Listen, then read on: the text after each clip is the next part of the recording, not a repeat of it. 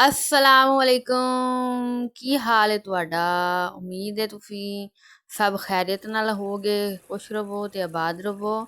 ਨਿੱਕੀ ਕੁੜੀ ਦੇ ਚੈਨਲ ਤੇ ਆ ਗਏ ਹੋ ਤੇ ਤੁਹਾਨੂੰ ਜੀ ਆਇਆਂ ਨੂੰ ਖੁਸ਼ਾਮਦੀਦ ਵੈਲਕਮ ਕਹਿੰਦੇ ਆ।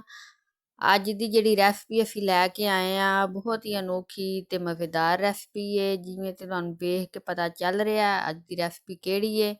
ਹਾਂਜੀ, ਆ ਚਮਕਦੀ ਧਮਕਦੀ ਮਜ਼ੇਦਾਰ ਤੇ ਸਪਾਈਸੀ ਰੈਸਪੀ ਹੈ ਟੀਂਡੇ। ਹਾਂਡੀ ਮਸਾਲਾ ਟੀਂਡੇ ਅਸੀਂ ਬਣਾਉਣ ਲੱਗੇ ਹਾਂ। ਹਾਂਡੀ ਦੇ ਵਿੱਚ ਮਸਾਲੇ ਵਾਲੇ ਟੀਂਡੇ ਮਜ਼ੇਦਾਰ।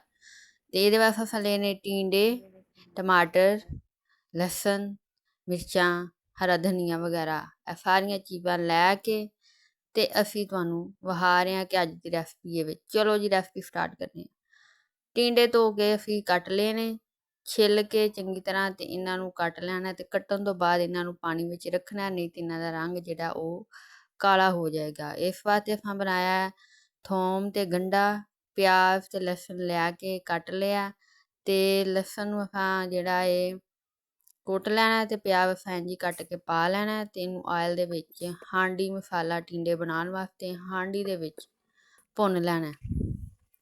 ਹੁਣ ਮਾੜਾ ਜਿਹਾ ਫਲਾਇਆ ਜੀ ਛੱਟਾ ਤੇ ਹੁਣ ਅਸੀਂ ਪਾਉਣ ਲੱਗੇ ਹਾਂ ਟਮਾਟਰ ਪਾਇਆ ਤੇ ਟਮਾਟਰ ਤੋਂ ਬਾਅਦ ਅਸੀਂ ਪਾਉਣ ਲੱਗੇ ਇਹਦੇ ਵਿੱਚ ਹਲਦੀ ਤੇ ਹਲਦੀ ਤੋਂ ਬਾਅਦ ਪਾਵਾਂਗੇ ਲਾਲ ਮਿਰਚ ਤੇ ਦੜਾ ਮਿਰਚ ਤੇ ਫਿਰ ਪਾਣੀ ਹੈ ਹਾਂਜੀ ਹਰੀ ਮਿਰਚ। ਮਸਾਲੇ ਪਾ ਲੈਣੇ ਅਸੀਂ ਸਾਰੇ ਜੀ। ਹੁਣ ਅਸੀਂ ਇਹਨੂੰ ਭੁੰਨ ਲਾਂਗੇ। ਚੰਗੀ ਤਰ੍ਹਾਂ ਭੁੰਨਣ ਤੋਂ ਬਾਅਦ ਅਸੀਂ ਇਹਦੇ ਵਿੱਚ ਪਾਵਾਂਗੇ ਟੀਂਡੇ, ਹਰੇ ਟੀਂਡੇ।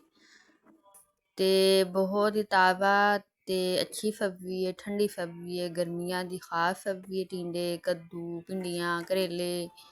ਤੇ ਇਹ ਖਾਇਆ ਕਰੋ ਤੇ ਨੱਕ ਮੂੰਹ ਨਾ ਵਟਾਇਆ ਕਰੋ।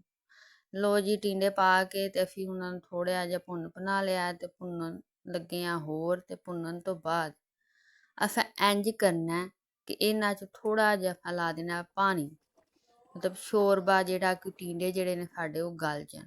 ਥੋੜ੍ਹਾ ਜਿਹਾ ਲਾਇਆ ਪਾਣੀ ਤੇ ਹੁਣ ਤੇ ਰੱਖ ਦਾਂਗੇ ਪਲੇਟ ਤੇ ਥੋੜ੍ਹੇ ਜਿਹੇ 5-10 ਮਿੰਟ ਬਾਅਦ ਇਹਨਾਂ ਨੂੰ ਵੇਖਾਂਗੇ ਤੇ ਇਹ ਸਾਡੇ ਟੀਂਡੇ ਜਿਹੜੇ ਨੇ ਉਹ ਗਲ ਜਾਣਗੇ। ਵੇਖਿਆ ਹਾਂਡੀ ਦਾ ਕਿੱਡਾ ਪਿਆਰਾ ਗੜਕ ਲੱਗਾ, ਇੰਝ ਕੜ ਕਰ ਰਹੀ ਹੈ ਹਾਂਡੀ ਸਾਡੀ।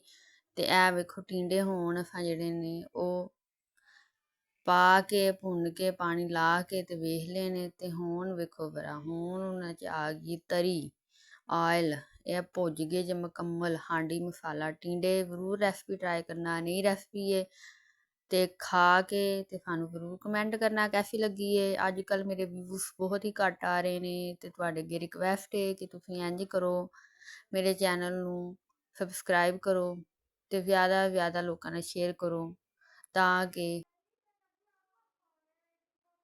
ਇਹ ਗਰੋ ਕਰੇ ਮੇਰਾ ਚੈਨਲ।